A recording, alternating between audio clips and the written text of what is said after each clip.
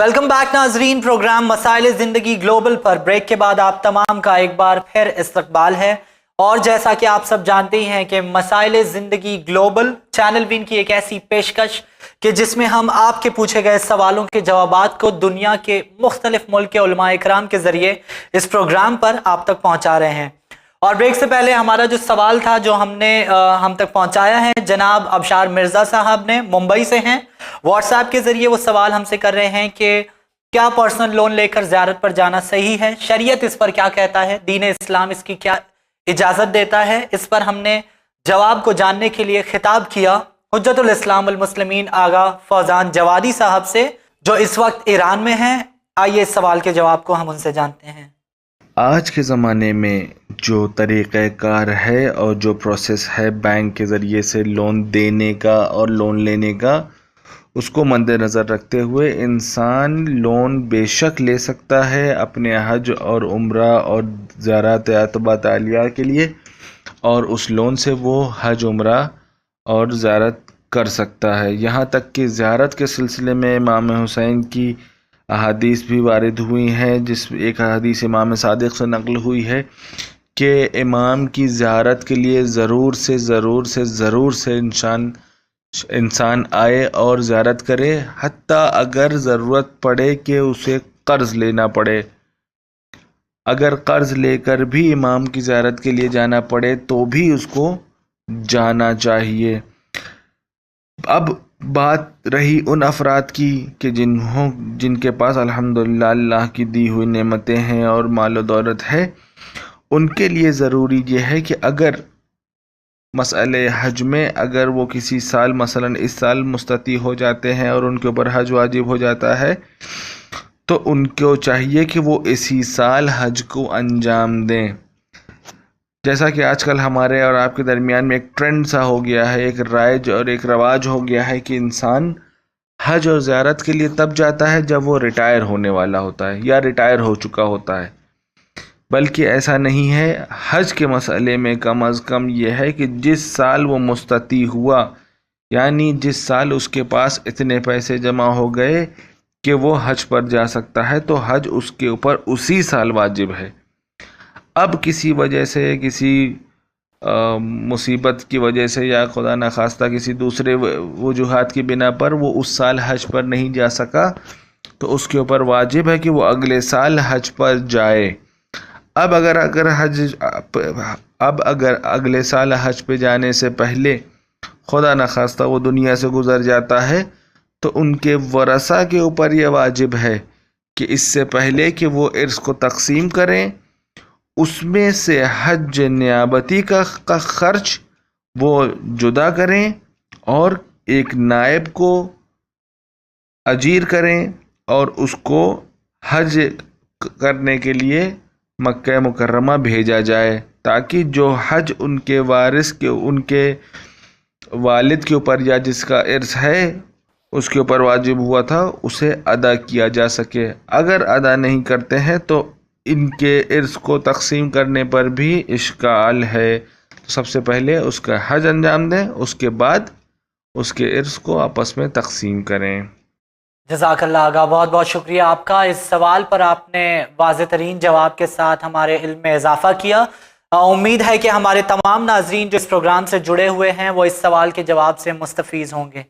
नाज़रीन, आइए ज़्यादा वक्त ना लेकर एक और सवाल के साथ इस प्रोग्राम को लेकर हम आगे बढ़ते हैं। और हमारा अगला सवाल जो है वो सवाल है जनाब अंसार पाशा की जानिब से, जो बेंगलोर से हैं, और उनका सवाल तलाक के हवाले से है। यकीनन इस पुरशोभ दौर में ये अपने आप में एक बहुत बड़ा मसला बन चुका है और इस पर हमें मुसलसल सवालात हम तक पहुँच रहे हैं। आइए इस सवाल के साथ हम इस प्रोग्राम को लेकर आगे बढ़ें। और सवाल उनका कुछ इस तरह से है कि सलामुन अलैकुम। वालेकुम अस्सलाम। I am from Bangalore, my name is Ansar Pasha. मेरे दोस्त की शादी हुई थी पर उसने 3 बार तलाक पुकार दिया और दारुल उलूम से भी फतवा दिया कि वो एक और निकाह कर सकता है और कोर्ट में केस भी कर दिया है। इस पर शरीयत क्या कहता है? तो इस सवाल के जवाब के लिए हमने खिताब किया हुज्जतुल इस्लाम वल मुस्लिमीन आगा शोएब नकवी से। आइए इस सवाल के जवाब को जानते हैं। आपको बताता चलूं कि वो इस वक्त सिडनी में हैं। تو اس سوال کے جواب کو ہم ان سے جانتے ہیں۔ بسم اللہ الرحمن الرحیم۔ برادر، دین اسلام ایک مجموعے کا نام ہے، ایک ایسا جامع مذہب کہ جس کے اندر ہر کام کا ایک طریقہ کار موجود ہے، اور اگر اس طریقہ کار سے ہٹ کر اس کام کو انجام دیا جائے تو نگاہ اسلام میں اس کو باطل، فاسد یا نامطلوب قرار دیا جاتا ہے۔ بالکل اسی طرح کہ جیسے آپ کے مذکورہ سوال میں جو پوچھا گیا ہے کہ 3 مرتبہ طلاق پکار دینے سے کیا طلاق ہو جاتی ہے، یقیناً مذہب اسلام میں ایسا ہرگز نہیں ہے کہ 3 دفعہ صرف طلاق پکار دینے سے طلاق ہو جائے۔ بالکل جس طرح سے 3 دفعہ نکاح نکاح نکاح کہہ دینے سے نکاح نہیں ہوتا، اسی طرح سے طلاق بھی اس طرح ممکن نہیں ہے۔ اس کا ایک طریقہ کار ہے باقاعدہ، جیسے نکاح کے وقت پہ ہوتا ہے۔ کچھ صیغے ہیں جس کے اندر افراد اس صیغے کو پڑھتے ہوئے ان عربی کے ان الفاظ کو ادا کرتے ہوئے قصد انشاء کرتے ہیں نکاح جس وقت کیا جا رہا ہوتا ہے۔ اسی طرح طلاق کے اندر بھی صیغے ہیں، فلانی انت طالق کر کے وہ صیغہ پڑھا جاتا ہے، اور گواہوں کی موجودگی میں پڑھا جاتا ہے، گواہوں کا ہونا شرط ہے، اور بقیہ بہت ساری شرائط ہیں جن کے بعد طلاق متحقق ہوتی ہے یا واقع ہوتی ہے۔ فقہ جعفری کے اندر، مذہب جعفری میں، شیعوں میں یقیناً یہ چیز مسلم ہے کہ اس طرح طلاق نہیں ہوتی، اور ہمارے اہل سنت برادران میں بھی جو لوگ یہ سمجھتے ہیں کہ طلاق کہہ دینے سے اس طرح طلاق ہو جاتی ہے 3 دفعہ، تو اکثر ان کے علماء کرام کا بھی کہنا یہی ہے کہ اس طرح طلاق نہیں ہوتی، اور کم سے کم ایک ہی وقت میں 3 دفعہ کہہ دینے سے نہیں ہوتا، بلکہ ان کے درمیان وقفہ ہے اور کچھ مخصوص شرائط ہیں جن کو ملحوظ خاطر رکھا جانا چاہیے۔ بہتر یہ ہوگا اپنے قریبی کسی مفتی یا عالم سے رجوع کریں آپ، اور اپنے مذہب کے مطابق ان کی رائے پوچھیں کہ وہ اس بارے میں کیا کہتے ہیں۔ مذہب جعفری کے اندر یقیناً 3 دفعہ طلاق پکار دینے سے طلاق نہیں ہوتی، بالکل جس طرح 3 دفعہ نکاح کہہ دینے سے نکاح نہیں ہوتا۔ انشاءاللہ خداوند تعالیٰ آپ کی زندگی میں مسائل کو آسان فرمائے۔ والسلام علیکم ورحمۃ اللہ وبرکاتہ۔ جزاک اللہ آقا، بہت بہت شکریہ آپ کا، اس پر بہت ہی بہترین اگزامپل کے ساتھ آپ نے اس کا جواب فرمایا۔ میں امید کرتا ہوں کہ ہمارے تمام ناظرین اس کو سمجھ چکے ہوں گے کہ جس طرح سے 3 بار نکاح نکاح نکاح کہنے سے نکاح نہیں ہو جاتا، اسی طرح سے 3 بار طلاق کہہ دینے سے طلاق نہیں ہو جاتا۔ اس پر جو تمام صیغے ہیں وہ تمام بہت ساری چیزیں عائد ہوتی ہیں، اور اس حوالے سے آقا نے بہترین رہنمائی کی، ہم ان کے بہت بہت شکر گزار ہیں۔ تو ناظرین، آئیے ایک اور سوال کے ساتھ اس پروگرام کو لے کر آگے بڑھیں، اور ہمارا جو اگلا سوال ہے وہ ہماری ہی ایک ویور سسٹر نے آڈیو سوال کیا ہے، جو فون لائن کے ذریعے اپنا سوال ہم تک ریکارڈ کروایا ہے انہوں نے، اور یہاں پر وضو کے حوالے سے ہیں، نامحرم کے پاس رہ کر وضو کرنے سے کیا اس کے شرائط ہیں، اس حوالے سے ان کا سوال ہے۔ آئیے اس سوال کو پہلے سنتے ہیں۔ السلام علیکم۔ میں نے یہ سنا ہے کہ نامحرم کے سامنے وضو کرنا جائز نہیں ہے، لیکن ایسی صورت میں کیا کریں جہاں پر گھر میں اپنے جوائنٹ فیملی میں رہتے ہیں، ایسے میں ہمیں کیا کرنا چاہیے جب ہمارے جوائنٹ فیملی میں جو ہمارے ممبرس ہیں اور بڑے ہیں، بزرگ ہیں، ان سے ہم کہہ بھی نہیں سکتے کہ آپ ہٹ جائیے، تو ایسی صورت میں ہمیں کیا کرنا چاہیے؟ جزاک اللہ، بہت ہی اہم ترین سوال ہے، اور اس سوال کے جواب کے لیے ہم نے خطاب کیا حجت الاسلام والمسلمین آغا کرم علی حیدری المشہدی سے، جو اس وقت عراق کے شہر کربلا میں ہیں۔ آئیے اس سوال کے جواب کو ہم ان سے جانتے ہیں۔ اعوذ باللہ من الشیطان الرجیم، بسم اللہ الرحمن الرحیم۔ جی، آپ نے یہ جو سنا ہے کہ نامحرم کے سامنے کوئی عورت جو ہے، کوئی لیڈیز وضو کرے تو یہ صحیح نہیں ہے۔ بالکل یہ صحیح ہے کہ نامحرم کے سامنے کوئی لیڈیز وضو نہیں کرے، یعنی اپنے ہاتھوں سے آستینوں پہ جو ہے کہ کپڑا چڑھائے، یا مثلا جو ہے کہ اس طرح ہو کہ وضو کرے کہ ان کی آستینیں نظر آئیں، ان کے ہاتھ نظر آئیں، یہ بالکل منع ہے۔ ہاں، لیکن یہ ہے کہ آپ کے گھر کی مسئلہ جو ہے کہ لازمی نہیں کہ نامحرم کے سامنے آپ وضو کریں، تو 5 منٹ ادھر ادھر کر کے، یا مثلا کچن میں، یا مثلا کوئی واش روم میں وضو کر سکتی ہیں آپ، یا بہرحال اگر وہ ہٹ جائیں تو آپ وضو کریں۔ لازمی نہیں ہے کہ آپ نامحرم کے سامنے ہی وضو کریں۔ تو وضو کا مسئلہ جہاں تک یہ ہے کہ اس میں کوئی زیادہ ٹینشن والی بات نہیں ہے۔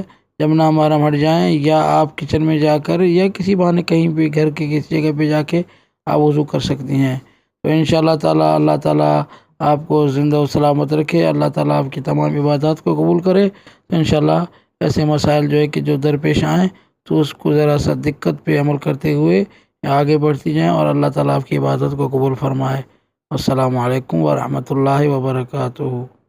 جزاک اللہ آغا، بہت ہی بہترین جواب اس پر آغا نے فرمایا کہ یہاں پر لازم ہے کہ انہیں اگر وضو کی کر سکیں، اگر آدھا گھنٹہ پہلے یا کچھ دیر پہلے سے وضو کر کے رہیں، کیونکہ عام طور سے دیکھا جاتا ہے کہ یہاں پر ہم جوائنٹ فیملی میں اگر رہتے ہیں تو وہاں پر نامحرم کی جو بات سامنے آ جاتی ہے، ان کے سامنے وضو کس طرح سے کر سکیں، یہاں پر شریعت کیا کہتا ہے، نامحرمی کا ایک سوال آ جاتا ہے، اور اس کے لیے آغا نے واضح ترین رہنمائی کی کہ کوشش کریں کہ جب وقت ملے کچھ دیر پہلے سے ہی وضو کر کے نماز کے لیے آمادہ رہیں۔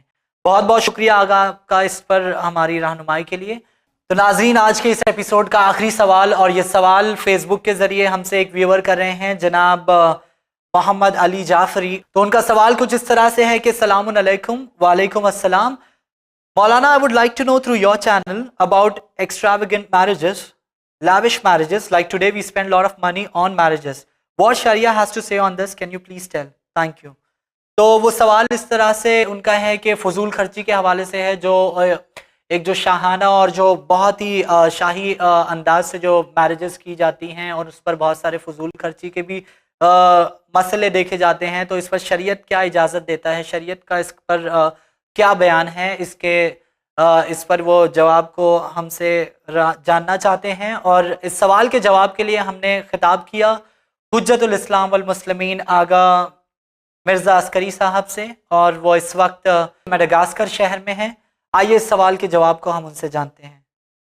اعوذ باللہ من الشیطان الرجیم، بسم اللہ الرحمن الرحیم، الحمد للہ والصلاة علی اہلہا، اما بعد۔ شادی اسلام میں ایک مقدس رشتے کا نام ہے۔ اسلام میں ایمان کے تحفظ، ایمان کے بچانے اور ایمان میں افزائش کے لیے ایک بہترین راستہ ہے شادی۔ اسلامی شادی بہت آسان عمل ہے، اور اسلامی نقطہ نظر سے شادی اور ازدواجی زندگی کو آغاز کرنے کے لیے تمام صعوبتیں جو آج ہمارے سماج اور معاشرے نے ایجاد کی ہے، ان تمام صعوبتوں سے دور رکھا ہے اسلامی شادی کو۔ اسلامی شادی میں صرف صیغہ ازدواج ہوتا ہے، جس میں لڑکی خود یا اس کا ولی یا اس کا وکیل صیغے کو جاری کرتا ہے، اور اس کے جواب میں لڑکا قبول کرتا ہے، اس کا جواب دیتا ہے وہ خود یا اس کا وکیل یا اس کا ولی۔ اس کے بعد جو مستحب عمل ہے عقد نکاح کے بعد ولیمہ ہے، جو اسلام میں بہت تاکید رکھتا ہے، اور اسلام نے اس کی تاکید کی ہے۔ 5 چیزوں میں ولیمہ ہے، ان میں سے ایک ازدواج اور شادی کے بعد کا ولیمہ جو مستحب ہے۔ ائمہ علیہم الصلوۃ والسلام اور انبیاء علیہم الصلوۃ والسلام کی سیرت بھی رہی ہے، خاص کر رسول خدا صلی اللہ علیہ وآلہ وسلم نے جب شہزادی زہرا و مولا کائنات کے درمیان عقد نکاح انجام دے دیا تو اس کے بعد ولیمہ بھی کیا۔ ولیمے کا استحباب ہے، لیکن اسلام کا کمال یہ ہے کہ ولیمے میں اسلام میں نہ اخراجات کی مقدار رکھی ہے، نہ کسی خاص قسم کے کھانے کی گویا ترغیب دلائی ہے، بلکہ ہر شخص اپنی استطاعت اور توانائی کے اعتبار سے اس مقدار میں ولیمے میں خرچ کرے کہ وہ اسلامی اعتبار سے صحیح بھی ہو اور دوسروں کے لیے حسرت کا باعث نہ بنے۔ میرا اصل سبجیکٹ اور ٹاپک جو اس مختصر سی گفتگو میں ہے وہ یہ کہ شادی میں کتنی مقدار میں اخراجات کیے جائیں کہ جو مکمل طور پہ اسلامی شادی ہو۔ آپ اگر غور کریں، اسلام میں بہترین گویا زوجہ اور بہترین عورت اس خاتون کو کہا گیا ہے کہ جس کا مہر کم ہو، جو اپنے شوہر کے ساتھ گویا کم سے کم وسائل و اسباب کے ساتھ زندگی گزر بسر کر سکے، برخلاف اس کے وہ خاتون کے جو اپنی ضروریات زندگی کے لیے اپنے شوہر کو اذیت پہنچائے، تو اسلام نے ایسی خاتون کی مذمت کی ہے۔ یا مثال کے طور پہ زندگی کی سطح اس کے شوہر کی درآمد سے کہیں زیادہ بالا و برتر ہو، تو ایسی خاتون کی مذمت کی ہے۔ تو اسلامی نقطۂ نظر سے اسلام نے ہمیشہ لائف میں بیلنس برقرار کرنے کی تاکید کی ہے۔ خاص کر آج جو ہمارے معاشرے میں ممکن ہے وہ لوگ جن کے پاس پیسہ ہے، دولت ہے، ثروت ہے، وہ یہ کہیں کہ ہمارے پاس دولت ثروت ہے، ہم جتنے زیادہ سے زیادہ اخراجات کے ذریعے اپنی بیٹی کی رخصت کر سکتے ہیں، اپنی بیٹی کی شادی کر سکتے ہیں یا اپنی شادی کر سکتے ہیں، ہمارے لیے کوئی مشکل نہیں، کیونکہ اللہ نے ہم کو دیا ہے۔ لیکن میں ایسے افراد سے گزارش کروں گا کہ سماج میں ایسے سرمایہ دار طبقے کی تعداد بنسبت دوسرے مسلمانوں اور دوسرے اہل بیت کے چاہنے والوں کے کم ہوتی ہے۔ اکثر میجورٹی جو ہے مسلمانوں کی یا خاص کر اہل بیت کے چاہنے والوں کی، وہ اتنی مالی توانائی نہیں رکھتی ہے کہ اپنی شادیوں میں یا اپنے عیال کی شادیوں میں، اپنی بچی یا اپنے بیٹوں کی شادیوں میں اس مقدار میں خرچ کر سکے کہ جو دوسرے گویا سرمایہ دار لوگ جو ہے اپنی شادیوں میں کرتے ہیں۔ لہٰذا ایسی شادی کے جس میں زیادہ سے زیادہ اخراجات ہو رہے ہوں، وہ دوسروں کے لیے حسرت کا سبب بنتے، ایک، اور دوسری اسلامی شادی جو ہے اس میں اسراف کا کہیں گزر نہیں ہے۔ یقیناً اسلام نے مقدار کو معین نہیں کیا ہے، بلکہ اسلام نے اس بات کی تاکید کی ہے کہ آپ اپنے گویا پروگراموں میں اور اپنے مراسم میں اور اپنے گویا رسومات میں یا اپنے گویا پروگرامز میں اور اوکیزنز میں اتنا خرچ نہ کریں کہ جو اسراف کا سبب بنے۔ آج در حقیقت اسی اسراف کے سبب شادی جو ایک مقدس عبادت والا عمل تھا اور انسان کے ایمان میں اضافے کا سبب بنتا تھا، آج یہی شادی ایک بہت سخت اور پیچیدہ عمل بن گیا ہے۔ ہم نے لائف اسٹائل کو، طرز زندگی کو یا خاص کر شادی کو خود اتنا پیچیدہ بنا دیا، اتنا کمپلیکیٹڈ بنا دیا، اتنا ایکسپینسو بنا دیا ہے کہ سماج کا غریب طبقہ جو ہے وہ شادی کرنے، اپنی شادی یا مثال کے طور پہ کوئی باپ اپنی بیٹی کی شادی کرنے سے پہلے 1000 بار سوچتا ہے کہ ہمیں شادی کے اخراجات کس طرح مکمل کرنے ہوں گے، کہاں سے فراہم کرنے ہوں گے، اور کہیں کہیں وہ گلٹی بھی فیل کرتا ہے، حسرت کا شکار ہوتا ہے، ندامت کا شکار ہوتا ہے۔ لیکن ایسے افراد کو اگر ہم یہ بتا دیں کہ اسلامی نقطہ نظر سے شادی میں صیغہ ازدواج کے بعد صرف ولیمہ مستحب ہے، اور اس ولیمے میں بھی مقدار اور کسی خاص قسم کے کھانے کی ترغیب نہیں دلائی گئی ہے، بلکہ ہر شخص بقدر توان و استطاعت ولیمے میں خرچ کرے اور گویا مومنوں کی ضیافت کرے اور مومنوں کو دعوت دے۔ لیکن کس چیز سے دعوت دے، کیا چیز کھلائے، اسلام نے اس کو معین نہیں کیا ہے۔ حتیٰ اگر انسان ایک گلاس پانی بھی یا ایک گلاس شربت بھی پلا دیتا ہے ولیمے میں اپنی توانائی کے اعتبار سے، تو وہ اسلامی ولیمہ ہو جاتا ہے۔